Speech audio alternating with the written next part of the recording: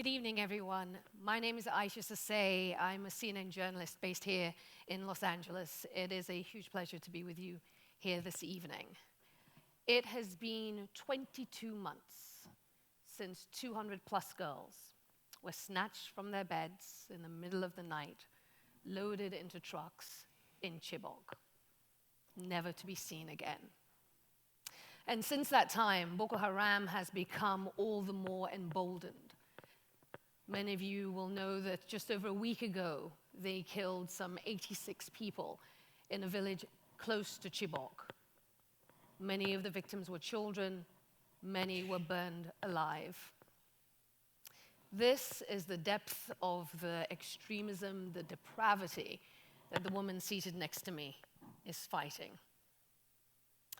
It is an honor, a real honor, to introduce to you Dr. Obiageli Ezekwesili.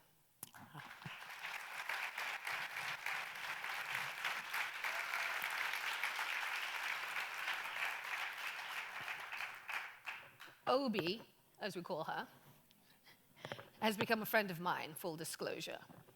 I traveled to Nigeria and covered the story of the Chibok girls in 2014, and over that time have gotten to know Obi and seen firsthand the galvanizing force of this woman.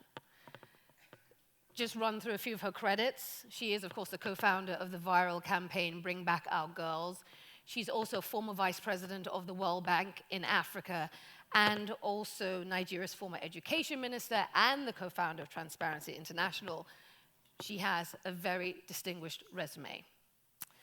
Obi, welcome. Thank you, Aisha. Good to see you. Good to see you too. Just a few weeks ago, you took part in a march calling for more action to find the Chibok girls, and you also met with Nigeria's new president, President Buhari. Tell us a little bit about that meeting. What did he say to you about the government's current efforts to find the missing 219 girls?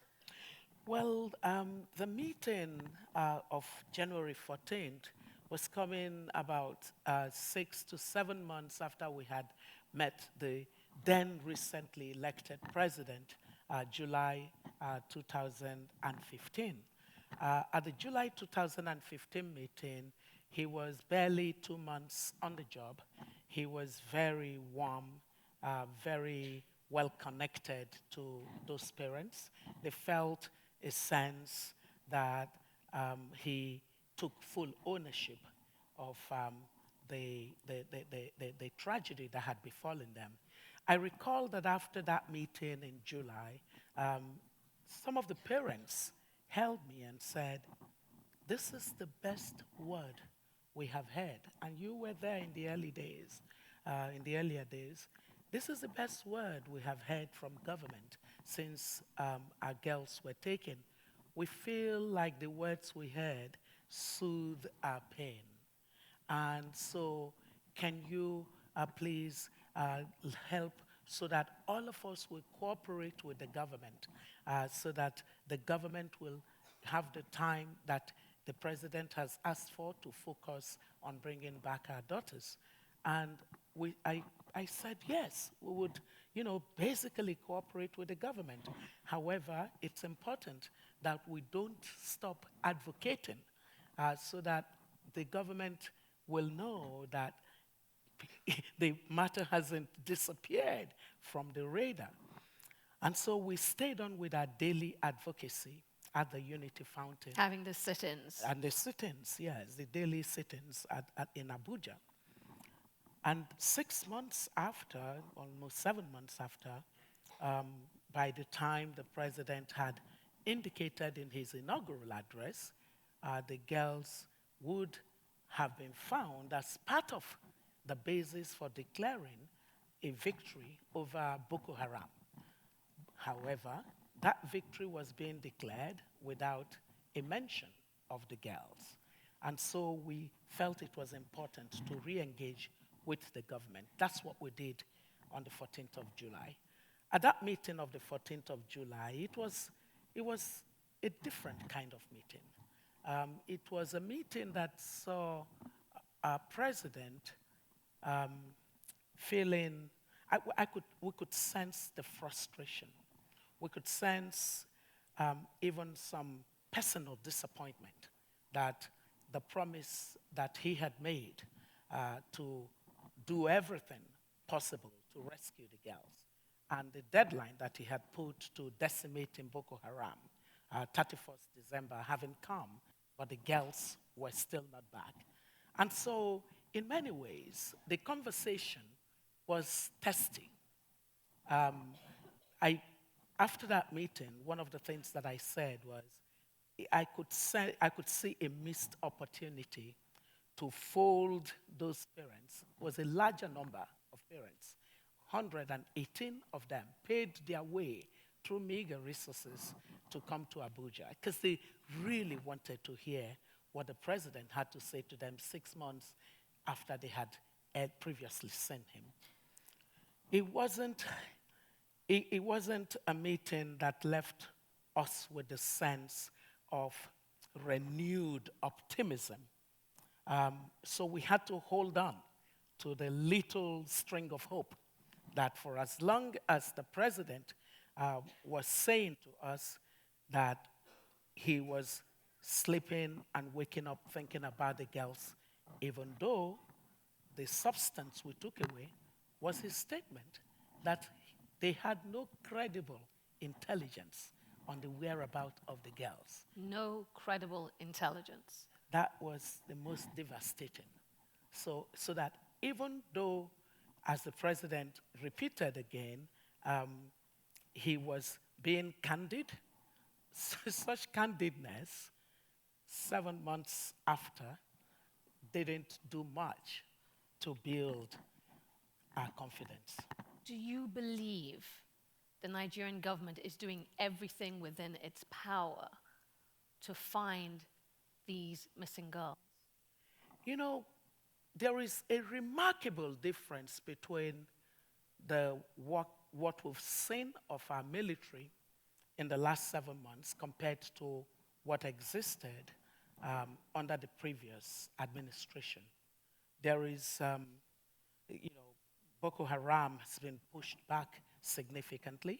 As a matter of fact, there is a sense that that army of occupation that it constituted itself into has been degraded. So there is that. There is, of course, the random activities of bomb blasts that as guerrilla warfare kind of and female suicide bombers now. Female suicide bombers and things that they do. So there's that. But then there is this whole issue of girls who have been missing for 22 months. For our government to say there is absolutely no credible intelligence as to their whereabouts, that's so deep. That for me is scary. We, especially in a world of modern technology, in a world where many countries had previously come to Nigeria and said, we are prepared to help. But they had not been as welcome in that previous dispensation as they would, we believe they ought to be welcome now. So how can the world where you and I know that technology gets as far as it can imagine, be a world where 219 young women, these girls are not some mirage. They are real. These are girls who went to learn. I have been listening to Mrs. Obama in the advocacy for girls going to school. Well, these girls went to school. 219 of them are still in enemy territory, held by savages. And the world continues to advocate for other girls to go to school. How about using these girls as a symbol that when a girl goes to school, we, the world, will not leave them to the vagaries of the kinds of risk that our 219 Chibok girls have been bearing all alone. I think that the world also hears the president of Nigeria say at the EU recently, we will fight Boko Haram using minimum force necessary. And they wonder what kind of engagement that is with this problem. As we look to the world to be engaged with Nigeria in this fight, they also look to see what Nigeria is doing. So I ask you how you read those comments as we talk about these efforts. The president saying we will use minimum force necessary to fight these terrorists. I think I need to first stress that I am one of those that insist that the problem is first and foremost the Nigerian government problem. So I am not one of those who's going to simply say, the whole world owes accountability on this. I first place the responsibility, the constitutional responsibility to protect citizens belongs to our own government. However, in the case of global terrorism, we see this as a matter that has external consequences. It's pretty much externalized. It's broader than certain particular regions. So the whole world owns some of this responsibility. That's why I talk about the world sometimes. When you come to the matter of our president saying that they would use minimum force, there is a context to what he said, I guess, as a citizen listening to him. You recall that in the previous dispensation, many times our military was accused of having committed human rights violation of civilians in the community where the zones of vulnerability of the insurgency war. And so it is quite possible that in a bid for a delicate balancing of aggravated force and being able to keep a consciousness to not harm the citizens, the civilians, he went down that road. He then talked about minimal force. But I think that it is very important that the full weight of the force be used to ensuring a complete decimation of this army of evil people who are determined to assault our civilization. When will the world understand that for as long as these kinds of renegade groups can hold everyone to ransom, nobody is safe? It may seem far-fetched that any set of children anywhere else in the world can suffer what our Chibok girls have suffered. But in the world that we're in today, the rate of emulation of bad behavior has so accelerated that we have to be careful not to appear to be incentivizing bad behavior by a lack of consciousness of the necessity to join forces and nip it in the bud. You, in the aftermath of these girls being taken on that night, leapt into action, co-founding Bring Back Our Girls. Talk to me about the impact that that has had in keeping this story alive. But also, I think it's important for people in this room to understand the personal risks that you yourself faced in doing so, and the fact that you keep on this cry, Bring Back Our Girls, and it continues to subject you to risk and harassment. Well, you know, the way that I look at it is, these girls got the opportunity of education, which got me started in life. I owe them big time. There's no risk that I take today that in any way corresponds to the opportunities that I've had. But these girls are only just starting. We don't even know what these girls could be. They'd be greater than you and I. How can we as a world not understand that? Legacy that we all stand for is to be able to provide the opportunity that we may not have had for the next generation. So I see it as something that just has to be done. And for me, if we do not in any way emphasize the necessity for Chibok girls to be rescued, I believe that we lack the moral credentials to even be protagonists for girls' education. Without education, where would a young woman be? Without education, majority of the women that are in this hall today would probably be doing something else. Yeah. They wouldn't be listening to this conversation. And so for me, the world has this responsibility to see these girls as a symbol for making a clear statement. We've got your back. We've got your back, young women. Whether you're in Afghanistan or you're in Syria or you're in any region of the world where it is risky to be educated, We have your back. you will not be standing alone. Let me ask you this.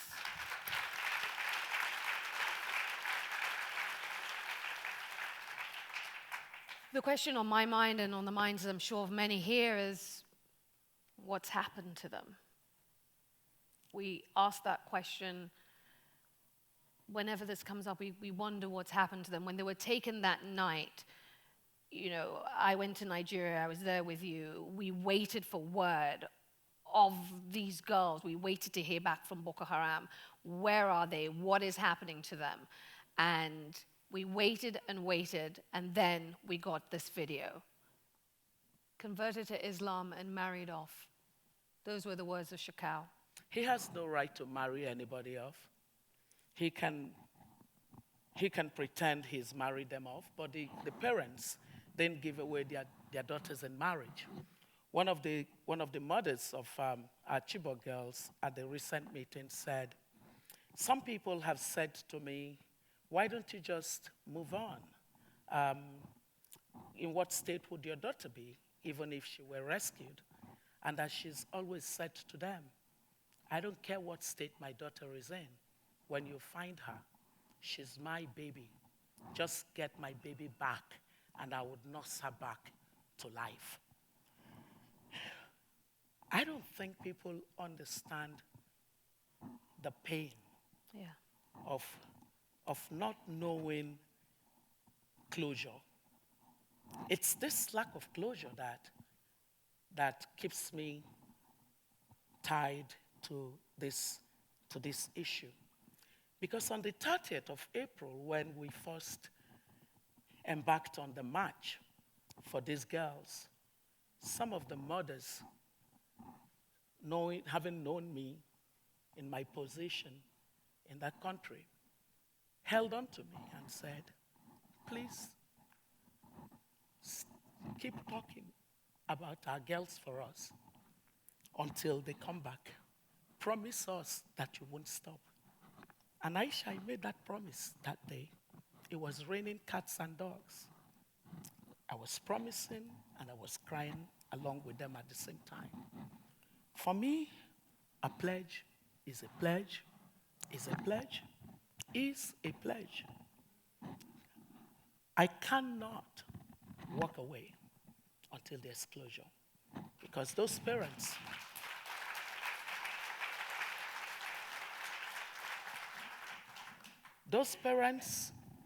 as exemplified by that particular mother, aren't walking away. There's no counterfactual evidence on the basis of which they can walk away. The world needs to help our government achieve closure. Our president, who made the statement that he would not consider Nigeria to have defeated Boko Haram without the rescue of our Chibok girls, is a man that we expect would keep his word. We need the world to help him keep that word. I'm sure everyone here in this room agrees that we need the girls to come back. And I'm sure I speak for everyone in saying we stand with you in the fight to ensure that those 219 girls are returned to their families and loved ones. Obiageli Ezekwesili, thank you. Thank you.